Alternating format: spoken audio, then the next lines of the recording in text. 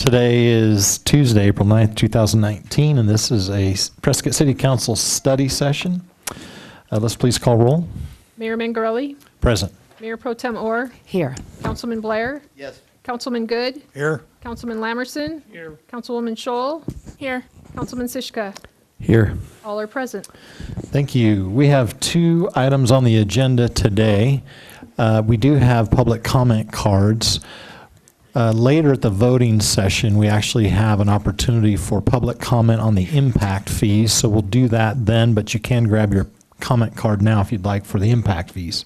We will have public comment on the Ron Drake Consulting Report today during the study session. So if you'd like to comment, please grab a comment card.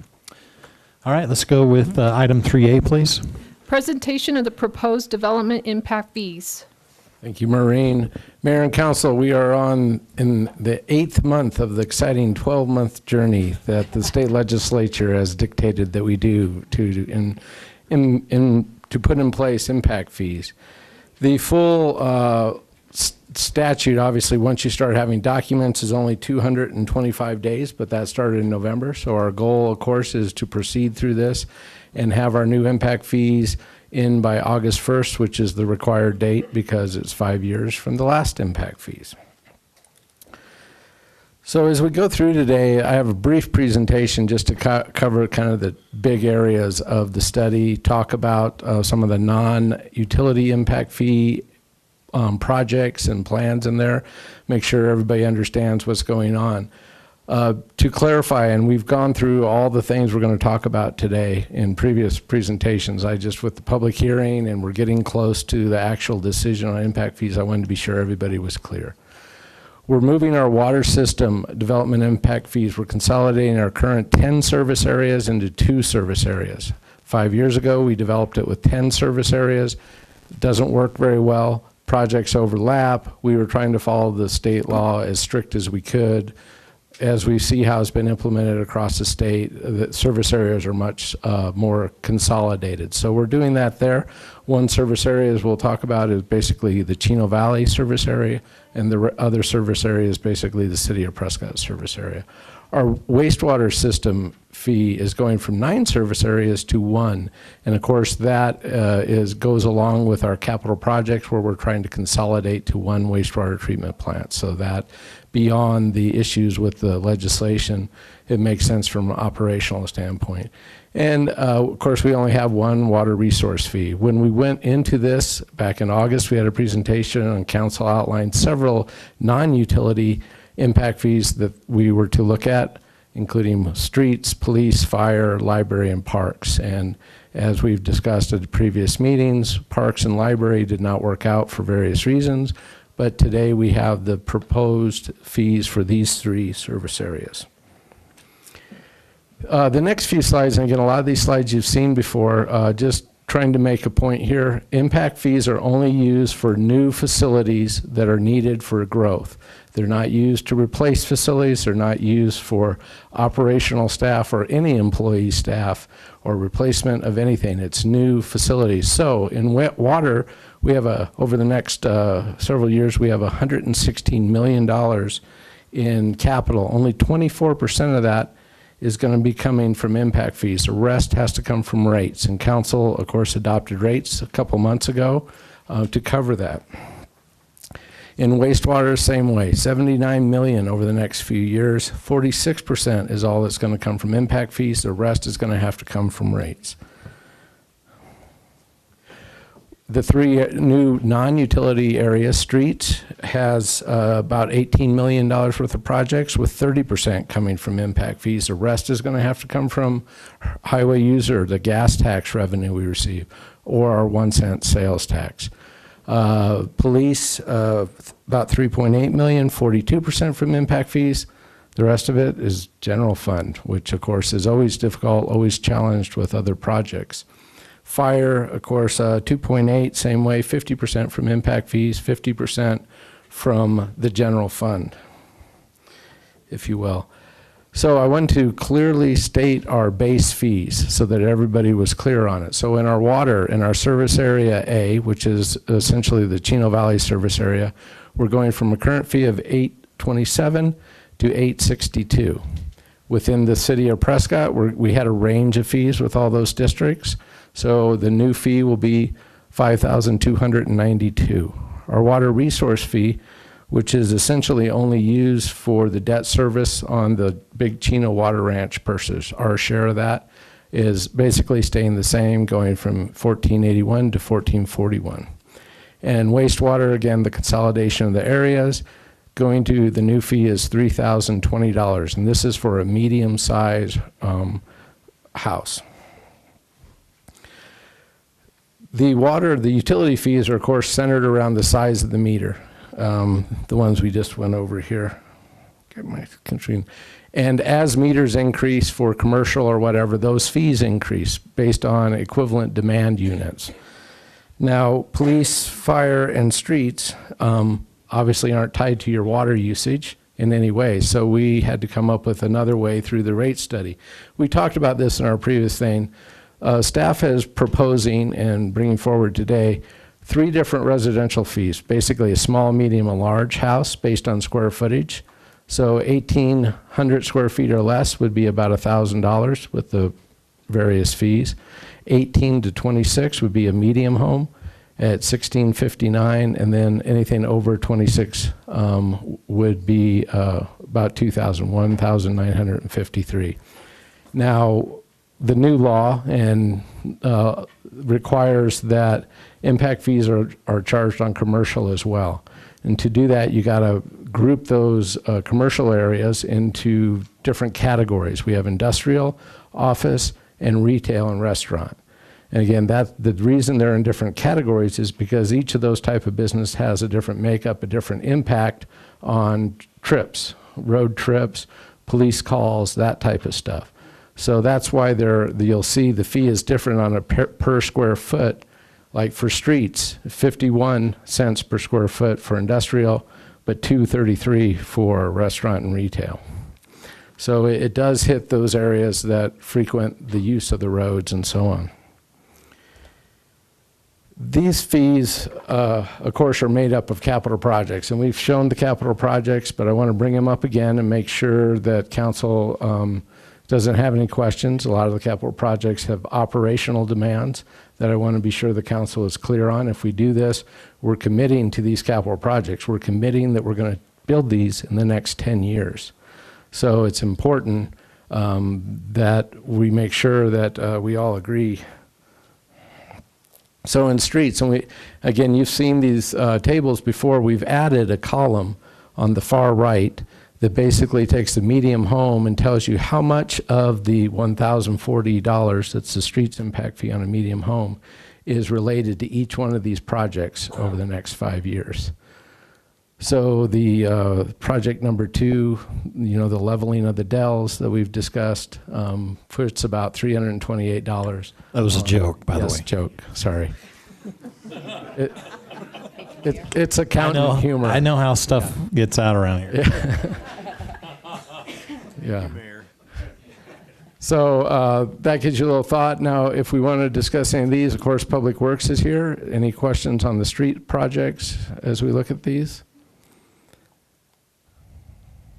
If not, we'll go on to police and fire, which have some staffing levels that we're basically committing to that the chiefs are bringing forward as needs in the future. Mark? Yes, sir. Thank you. Understanding what the law says, 10 years. You got 10 years to accomplish this goal. What happens if we don't do that in 10 years? We're subject to potential refund of the amounts collected for those projects to, I'm not sure who, current property owners, the contractor who built it. I guess the point there being is we need to be pretty well committed if you're going to agree to go into these impact fees that you're going to charge the public for very specific types of things. You better be committed to it. Otherwise, you're going to get caught one way or another, either going or coming. Right. And again, we redo this every year to amend and modify.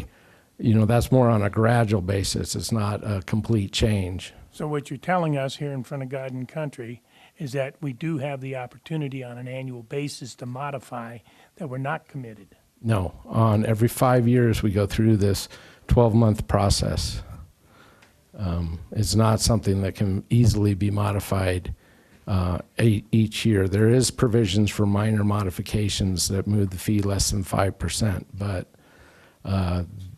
there aren't many of those. Thank you for that.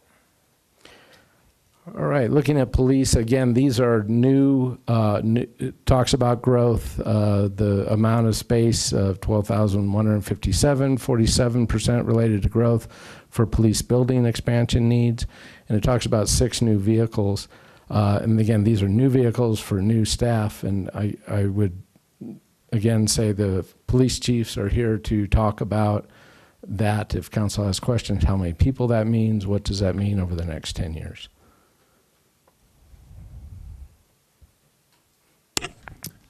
Anybody have questions at this point? I think it would be wise to ask the chief to come up and discuss this a little bit. I don't want anybody to feel like they haven't made a completely informed decision about this. So what are you doing Saturday, by the way, Deputy Chief Bonnie? Anything going on? This Saturday? No, Mayor, I don't think. Everyone needs to come out and support Deputy Chief Bonnie, Dancing for the Stars. Thanks, Mayor. I appreciate that. No, thank you, Mayor and Mayor Pro Tem and Council for the opportunity. We have put a lot of thought and effort into coming up with these projections, and that's basically what they are, is just projections. Where do we think we are going to be in the next 10 years, and what part of that is attributed to growth? And so we came up with these numbers, particularly the police buildings. One of the things that we have identified even now, and certainly will be an issue for us into the future, is capacity for property and evidence storage. And so we have several different buildings that are not only at the police department, but also off-site where we're currently storing property and evidence. And those aren't going to be sufficient in the years to come, especially when we consider growth. And so while we don't know exactly what that will look like, if it will be changes to the building we currently have, if it will be new construction, there are a lot of possibilities, and certainly not one has been identified as the best or the only solution. We do know that there will be the need for us to expand in that area, and also potentially with our regional dispatch center. So that's what that number is reflective of. And those cars, we share cars, and so when we look at that number of 6 patrol cars, we can figure an average of 3 people to be sharing those vehicles. So we would project out between 15 and 18 new police officers to handle the growth that we anticipate based on this. So what's not depicted here is the number of police officers that'll be, at that point, what you're projecting is, how many did you say? Between 15 and 18. Okay. So that's what you guys need to get your arms around and be 100% comfortable with, is for $500,000 in vehicle assistance through impact fees, you are saying in this 10-year period, you're going to hire 15 to 18 cops. And that may be okay. You have how many? Because I think it's important to relate that Sure. to the public. I'm sorry, what was the question? And currently we have how many? 72, Councilman. 72. So when you talk about 15 to 18, that's a significant percentage increase of what you're talking about. And that's what I wanted to get out. So everybody's fully aware of what we're trying to accomplish That's here. why I wanted the deputy chief to come and discuss it with you. That would equate to about a 1.5 to 1.7 compounded growth rate, which we've seen in the city for quite a few years now. And that would be a reasonable projection of expansion of sworn officers. Other questions for Deputy Chief? All right. Make us proud, Chief. I will, sir. All right, our next area is fire. Obviously, we have station relocation. Station 73 believes the station at the airport, and an additional fire apparatus. And again, same thing. We have the column over there showing the impact fee of each of those. And with that, I turn it over to the chief to discuss these items and the staff additions related. Afternoon, Mayor, members of council. First off, I'm kind of glad I got 2 left feet, and that way I don't have to worry about anything on Saturday. Yeah. Well, first and foremost, we're looking at a couple things. With the impact fees, and first and most pressing is the relocation for fire station number 73. The forethought in that station back in the early 70s was very forward-looking. However, almost 5 decades have passed since that time, and it's really, the growth has occurred outside of the immediate area of the airport, which kind of puts that station out of position for serving the eventual build-out that is expected in the north end. So ideally, the relocation of Station 73 would be primarily for the engine company itself, and the ARF service, or the Aircraft Rescue Firefighting piece, at some point through the airport growth, would be relocated within a building somewhere on the airport proper. So you would have kind of a satellite individual working the ARF side of the services to provide for the airport, whereas the structural side will run out, most likely something closer to Pioneer Parkway or towards the southern boundary of the airport in that general area. First off, to make up for some of the time challenges that we face, most of our operational need is based upon time. And actually, the fire station relocation has its staff today. That is not, the station itself is needed for growth in the sense it's very undersized for our needs.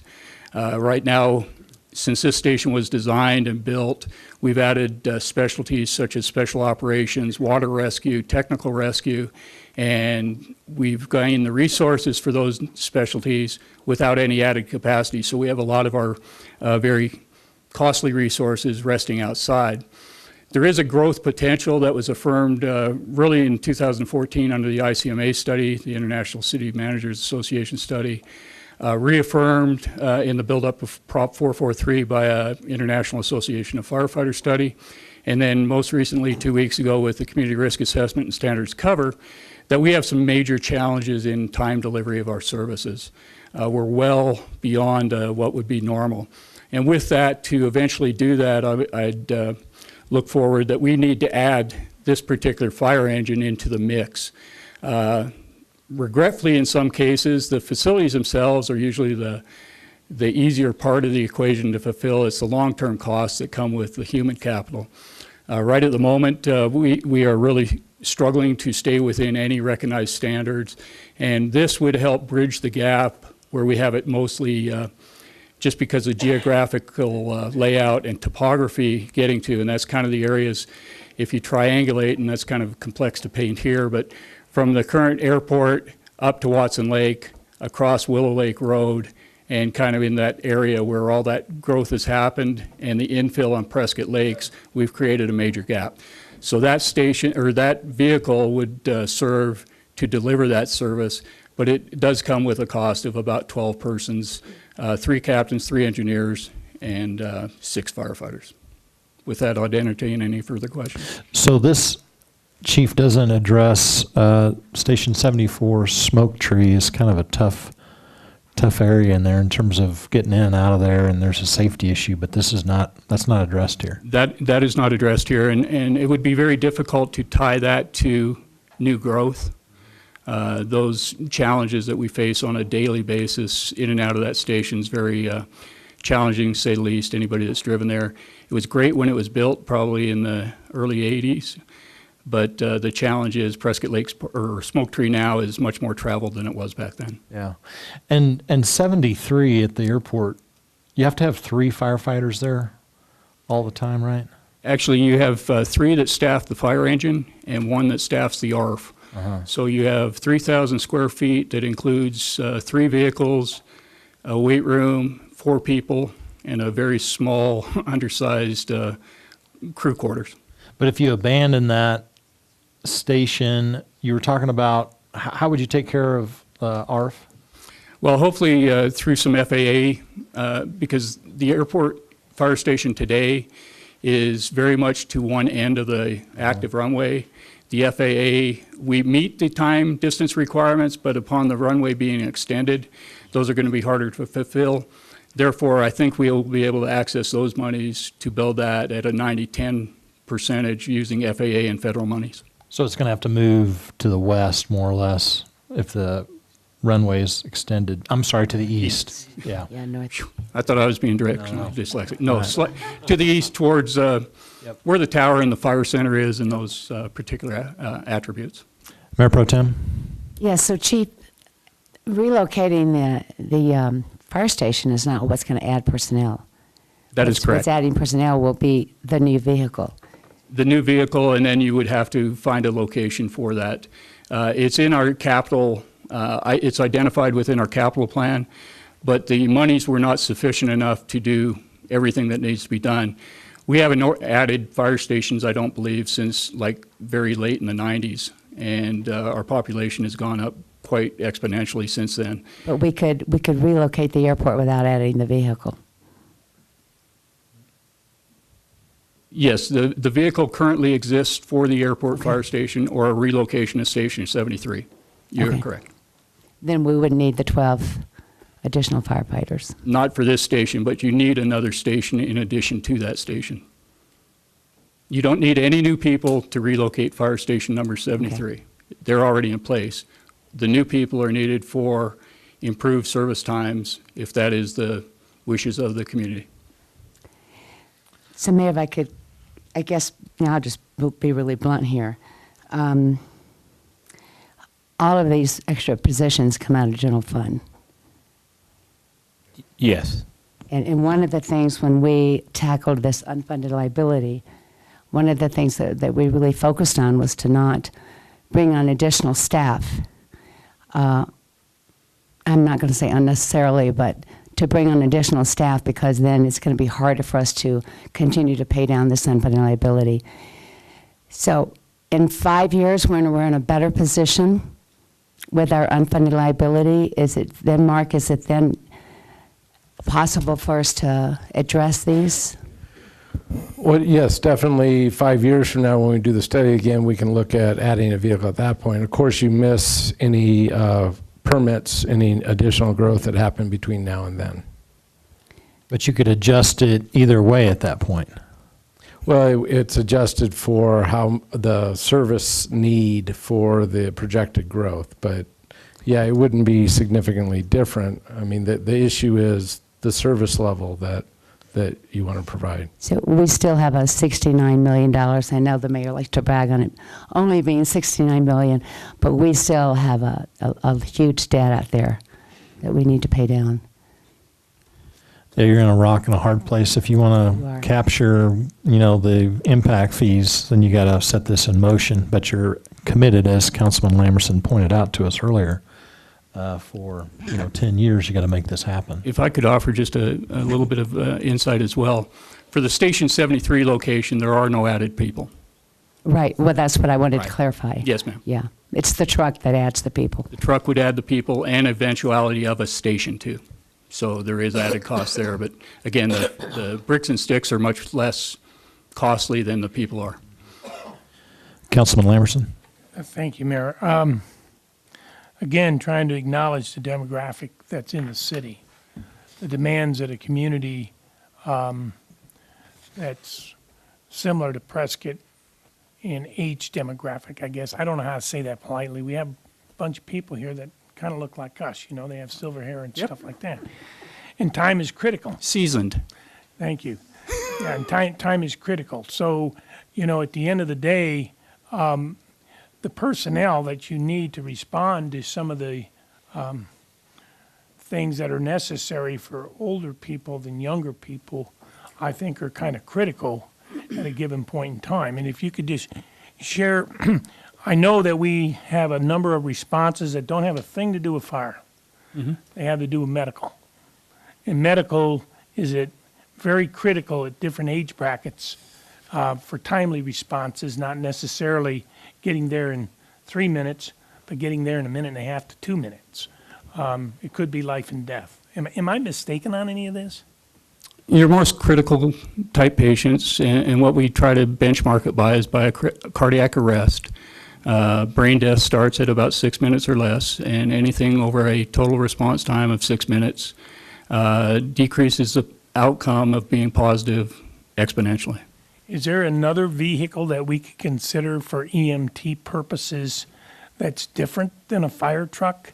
I mean, is there something that could deliver the service that's necessary to the people that live in Prescott besides a fire truck?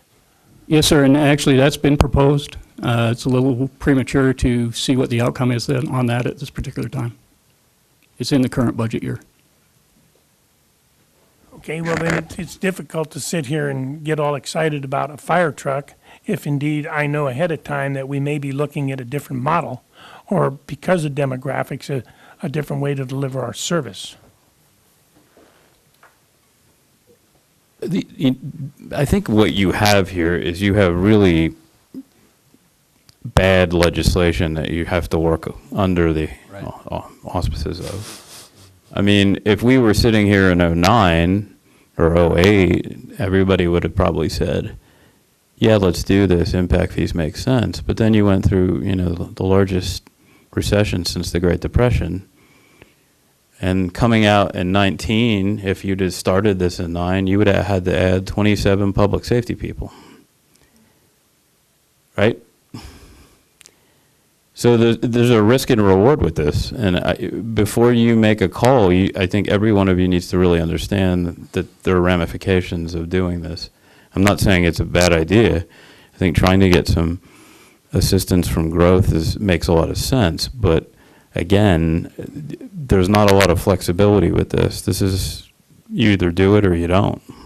Well, there's no help long-term for the personnel from growth. It's all, from the general fund. So, Councilman Good? Yeah, and let's keep in mind that impact fees can only be applied to capital expenditures. So we're talking about a location that can be acquired for this potentially new fire station, the building of the station itself, and those are appropriate and legally allowed for impact fee designation. So separately, we would have to consider how we fund and when we fund additional staff for those stations. So that will come somewhere down the road when we approach or reach our unfunded liability goal or reach that goal of no unfunded liability, where we can start entertaining bringing on additional staff. So if we keep those two separate issues in mind, now is the time to apply the impact fee so that we can make plans for those capital expenditures. And then as we monitor the performance, good and bad, of the PSPRS fund, then we can start deciding when or if and how many additional public safety officers we want to bring on board and when. That's a good point. So you, in a worst case scenario, possibly you could build a station, but you may not staff it right away. Yeah. Councilman Blair. Well, I think you're hearing the sucking sound right now of this council not doing anything for the last 12 years. When all the voids that you see that are out there, we should have been more proactive. And I'll take some fault to that, to have addressed Ron James or one of our developers out there to set aside a site that was a site that we need to have. That can still be done where we can save some money. It's a write-off. I know that happened out Williamson Valley Road with the Hunt family when they donated the fire station site. It's not unheard of, but we're never going to get anything unless we ask for it. And from my standpoint, I think we need to be proactive and not sit on our hands, and we need to have this long-range plan thought out, which I think is well done right here, to let growth pay for the fire station and also the employees. As you look at a 10-year down the road, you're looking at Yapa Regional Medical Center North, the expansion of, again, Saddlewood, the expansion some more of Walden Ranch, again, of Mike Van's property out there at the Dells. And I think we're foolish not to have a site in mind within the next year, a site set aside, and a very aggressive approach to building the building, because at some point in time, we may have to shift, if we don't have the people, some of our resources into that building to cover what we need to cover. And also we may have to shift, like Mr. Lamerson would say, a new model of a paramedic vehicle into that building rather than a full-blown fire truck if that is necessary. So I think we need to have the building. I think growth needs to pay for that new building. and I think we need to make it happen sooner than later. Other questions, comments from the council? Mayor Pro Tem? Yes, so Chief, one of the things that we heard one of our last study sessions was that PRCC is doing a really great job as far as they're on top of it. And is there a way that we can qualify the calls so that you're not having to send a full-fledged ladder truck to an incident when, I mean, it just seems to me that maybe it's a different model, but I think PRCC could help with that. He said that pretty much in his presentation. Yes, ma'am. You're exactly correct, and we're having some early on discussions about that. Really, what we're trying to do is shift the burden of calls out of our environment totally. We feel, when you look at the metrics that were presented for the top 10 locations that were running calls, many of those are, aside from being what I will frame as boo-boos and Band-Aid calls, many of those are non-essential services. Kind of frequent flyer. Well, yeah. Frequent flyers come in a couple different varieties. I don't want to go down the path of that because some have actual true Sure. medical needs. But as you frame that, you're spot on. First we need to look what calls we can get out of the system. And hypothetically, if that number is 1,000, which forecasted I looked at after the report, we can shed off probably about 400 of those. Right now, though, I will say we're so far behind to begin with that even if you took 700 calls out of your system, your response times are only going to improve minimally because you just don't have the distance and the spacing between deployment locations to get there in a timely fashion. Well, I agree that we probably need to look ahead like Councilman Blair says. I think we need to plan on that. But at the same time, I think we need to look at being more efficient in what we're doing. Yeah, Chief, are all of these calls, is our response time deficient in all areas? Yes, Okay. across all risks and all hazards. So where would this new fire station be, theoretically? Theoretically, in the general vicinity of the Watson Lake Roundabout. Okay. You fill the void from Station 75, you fill the void from Station 74. Lack of better frame of reference, it looks like a fidget. If it's in the middle, you have 73 to the north, 75 to the southwest, southeast, and 74 to the southeast. Well, my question is this then, and I want to see the most effective fire response possible. But if in fact we're deficient in response times to all areas, then how would adding a fire station make some areas more responsive to, because that fire station's not going to have a thing to do with fire station, what is it, 71 on White Spar? But it actually does, in a sense, right now where we have Station 74, I'll use some hypotheticals real quick. If Station 74 covers that call and another call develops in Station 74's area, means something pulls from downtown out to there.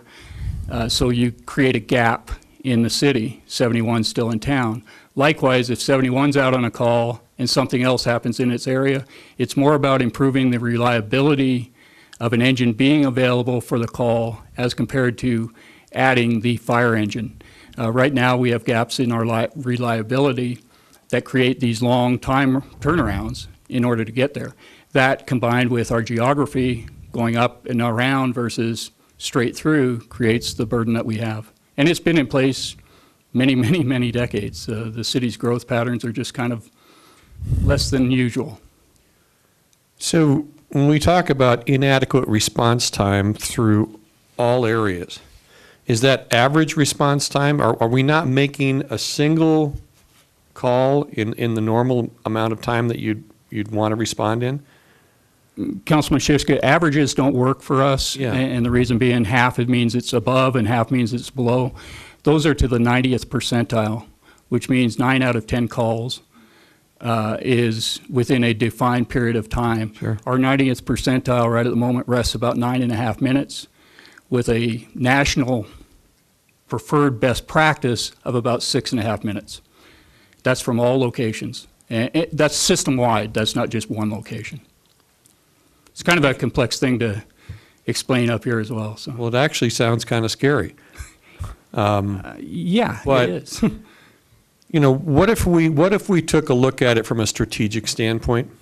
What if we took a look at it from the standpoint of maybe we need to go outside of the box and take a look at how we can increase response or decrease response times in the most effective manner possible, and you know, along with the new fire station, I just think that we need to put more thought into it than just we're staffing this or we're stocking this new fire station with a fire truck, and we need so many personnel to stock the fire truck, so to speak.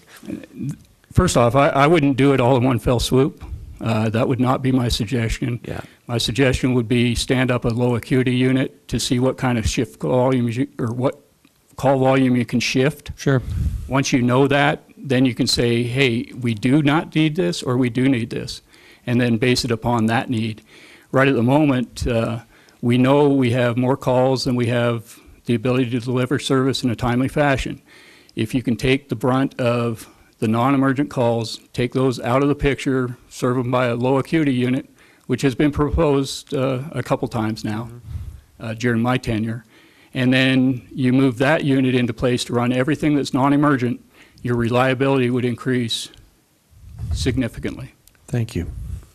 You know what, you've also touched on something else, and Dennis alluded to it.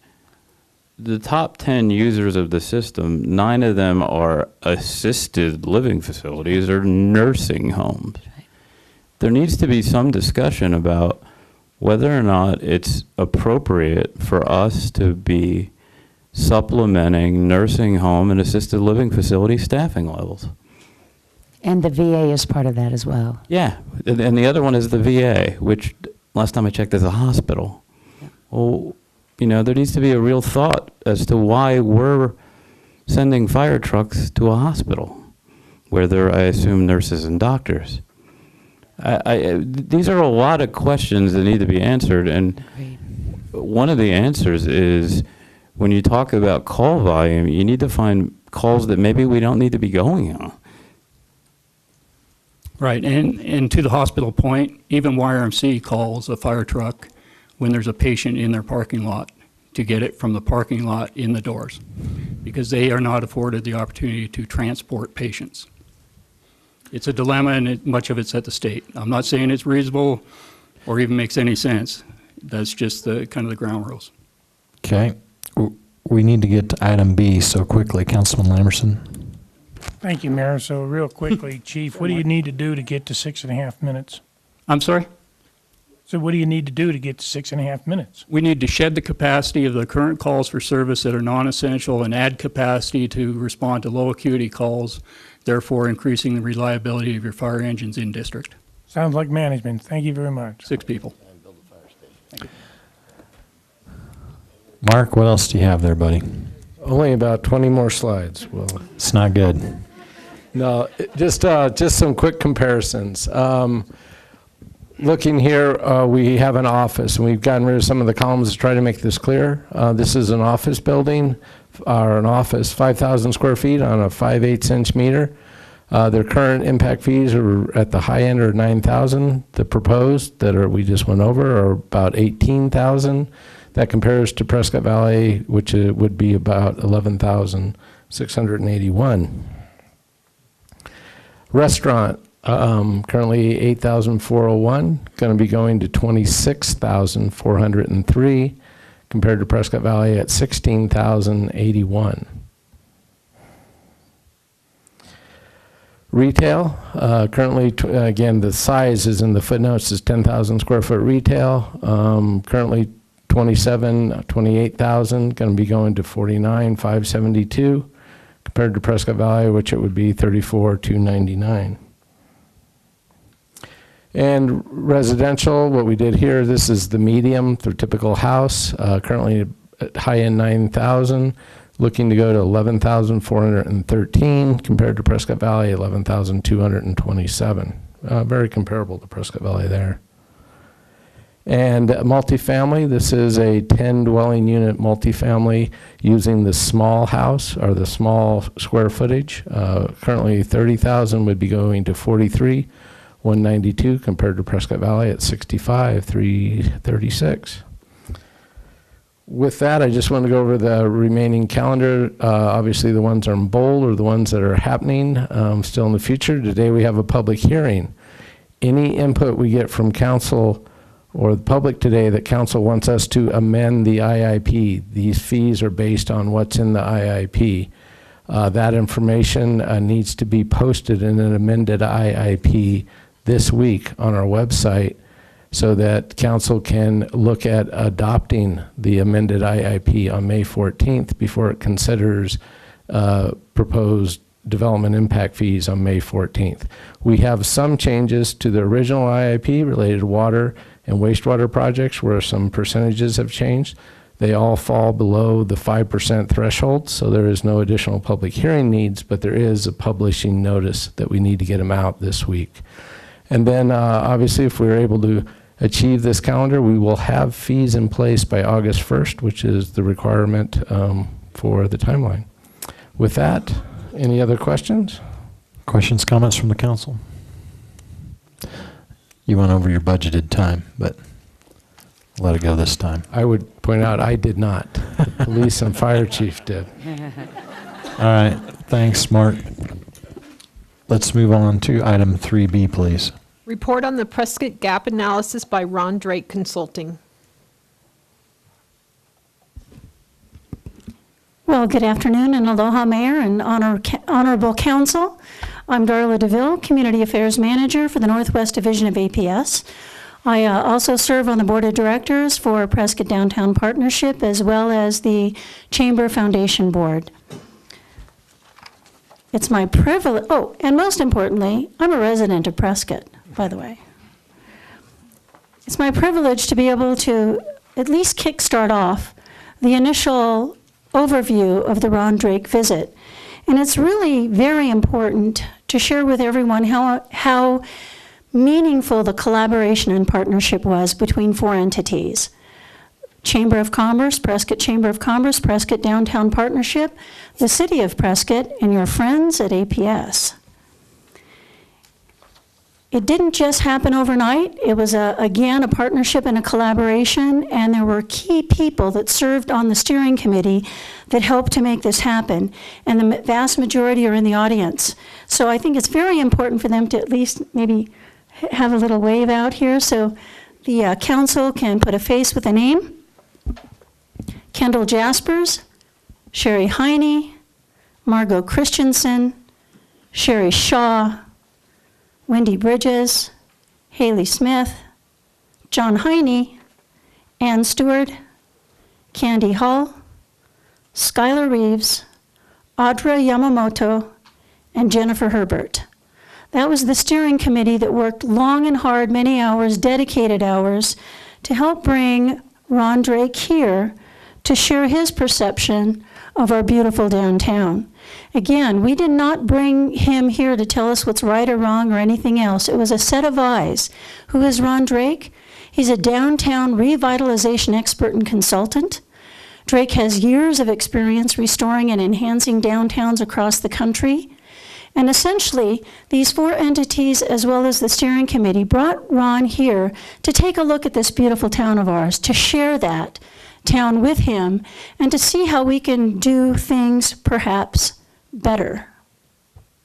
Ron Drake met with a number of different groups, stakeholders, including young professionals, citizens, realtors, and investors, and he was here for about 3.5 days, and those 3.5 days were packed. And here are just a few other groups that he had met with. Building and store owners, a separate meeting with the Dales Group who had specific concerns they wanted to share, bankers and realtors. He had a tour of the downtown area. I mean, we're talking 3-4 square blocks, buildings that are currently vacant as well as those are underutilized. Movers and shakers, investors, and local developers.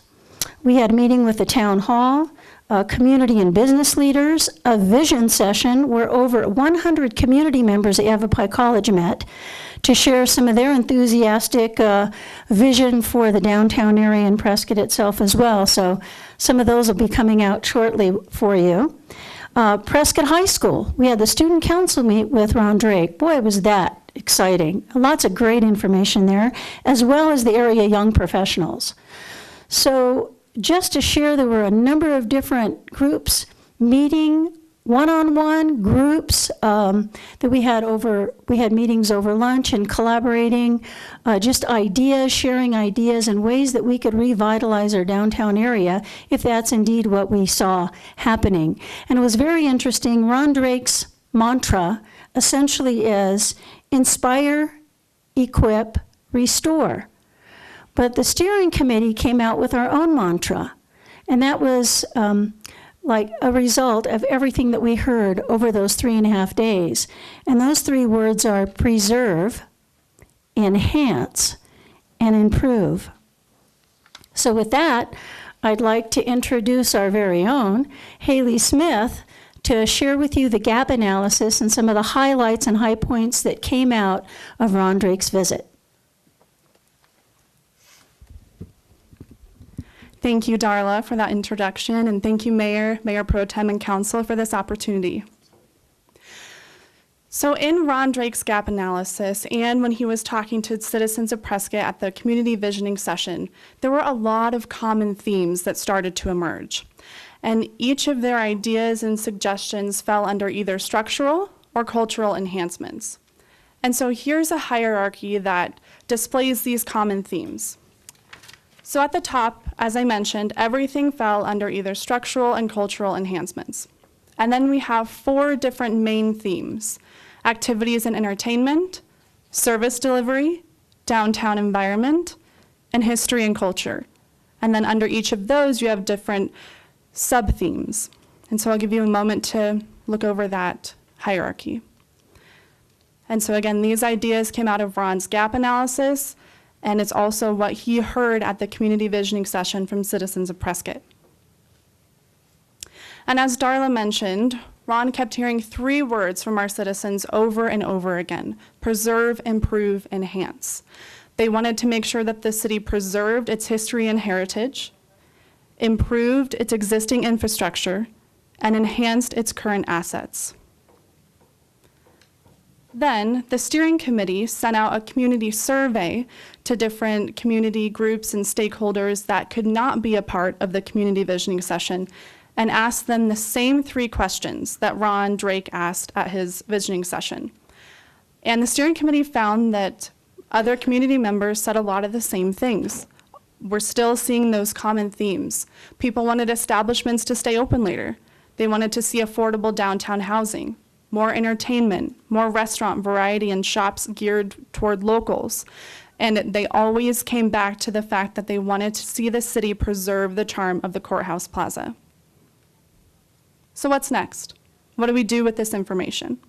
As Darla mentioned, we have a steering committee who is dedicated to making these visions a reality. And so now I just want to talk about the different priorities that we have identified moving forward and the timeline. So first, here's a table with our short-term priorities, which the steering committee hopes to accomplish in 1 to 6 months. And so I want to direct your attention to the top of the slide where you have a key that shows you what the color of the word means. So the words in black refer to general enhancements, blue is activities and entertainment, purple is service delivery, green is downtown environment, and red is history and culture. And the steering committee does want to emphasize that this is just a draft of our priorities. These are subject to change. We're going to work on revising them. This is just our initial ideas that came out of the first meeting that we had after Ron Drake's visit. Then next, here's a list of the steering committee's medium-term priorities, which they hope to accomplish in 6 to 18 months. And I'll give you a moment to read through this list. And I want to point out one of them, one idea that they came up with was a Love Your Locals event, because we kept hearing from different community members that they wanted things geared toward locals. And so the steering committee hears that, and they are trying to find ways to address that and show their locals appreciation. And then lastly, we have a slide with the steering committee's long-term priorities, which they hope to accomplish in 18 months to 3 years. And I also want to note that the steering committee will work on making sure that each of these themes is represented in our priorities moving forward. And so this always relates back to that initial hierarchy that we looked at in the beginning. Then, since this PowerPoint is also designed for the steering committee to give out to different groups in our community, we wanted to make sure that people had a way to get involved. And so we added a link to a survey which will ask them the same 3 questions that Ron Drake asked at the visioning session, but this survey will also give community members an opportunity to identify whether they're interested in becoming a part of a subcommittee in the future. And then it also encourages them to go directly to any of our current committee members with ideas that they may have for enhancing downtown Prescott. And then before we, these are just a list of possible subcommittees. And again, this is also a draft, and we just drew from those 4 main themes for now, but these could change. But we do see that specialization, that groups of specialized people who can focus on these areas would be beneficial in the future. And then before I get to questions, I did want to let you know that the steering committee hopes to have another community visioning session in the future, and they want these to be regular so that the community can be involved in this. And so this will be a slide where they can have the date and time so that everyone knows when that will be. And so now we welcome any questions. Haley, that's a great presentation. Great job. Thank you so much for all your work here at the city, and congratulations on your next accomplishments. Even though they're not going to be in Prescott, we're going to miss you. Thank you, Mayor. Questions, comments from the council? Well, I will say I appreciate what Ron did for the city and just his perspective and really allowing us to be introspective about our own city.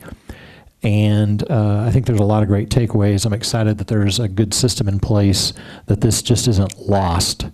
I'm in the retreat business, and a lot of times, people retreat, and then after the retreat's over, everyone forgets what happened. And it's important that all this is captured and we move forward with a plan. So I appreciate that aspect. Mayor Pro Tem? I thank you to the Chamber and to Prescott Downtown Partnership, and also to APS, Darla.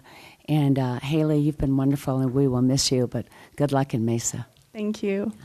I think some of the things that were brought out are absolutely things we need to take a look at. So I'm glad we have the steering committee that's going to stay focused on it.